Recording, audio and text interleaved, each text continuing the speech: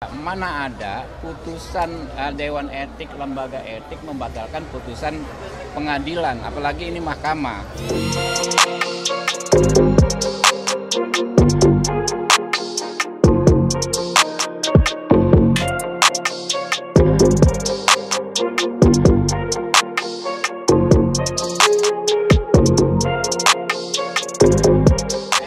Kita pun tahu juga mana ada putusan Dewan Etik, lembaga etik membatalkan putusan pengadilan, apalagi ini mahkamah. Ya kan nggak ada gitu loh. Kalau soal etika saya pikir juga nggak masuk. Apa yang namanya konflik of interest itu kan nggak berlaku di Mahkamah Konstitusi karena yang dalam pengujian undang-undang dalam PU nggak ada namanya konflik of interest karena yang diuji itu bukan fakta hukum, bukan konflik kepentingan hukum antar orang. Tapi itu adalah erga omnes, peraturan perundang-undangan, norma peraturan perundang-undangan yang mengikat rakyat banyak. Saudara Saldi Isra sendiri, seorang hakim konstitusi menguji pasal, uji materi terkait pasal yang menguntungkan dirinya seorang diri. Pasal 80 sekian di Undang-Undang 7 tahun 2020. Hakim konstitusi yang saat ini menjabat dianggap memenuhi syarat dan berlaku sampai pensiun 70 tahun. Waktu itu dia belum 55 tahun. Dengan pasal tersebut, dia tadinya menjabat 10 tahun bisa menjadi 15 tahun. Iya kan? Dia nggak mundur diri, mundur nggak Saldi Isra waktu itu. Gitu. Apakah dia dihukum konflik of interest? Nggak ada. Gitu loh. Jadi kalau nanti Anwar Usman dipermasalahkan konflik of interest, Saldi Isra harusnya juga dipersoalkan. Lebih parah kalau Anwar Usman cuma terkait dengan anak dari ponakan dari istrinya.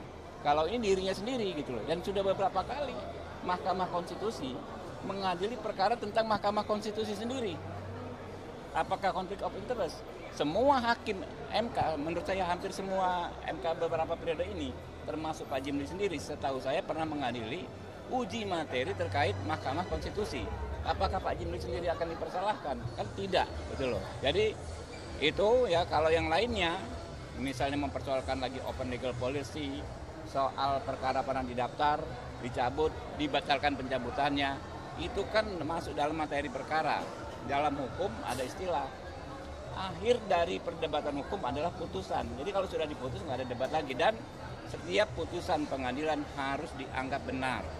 Itu hal mendasar, prinsip mendasar dalam bidang hukum. Jadi kalau pertanyaannya apakah kita khawatir putusan MK dibatalkan, tidak mungkin secara akal sehat, ya.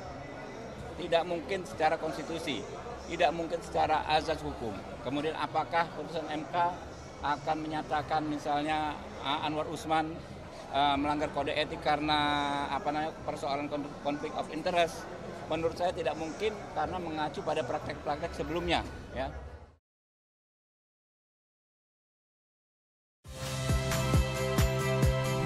Saya Aldin Fridianto.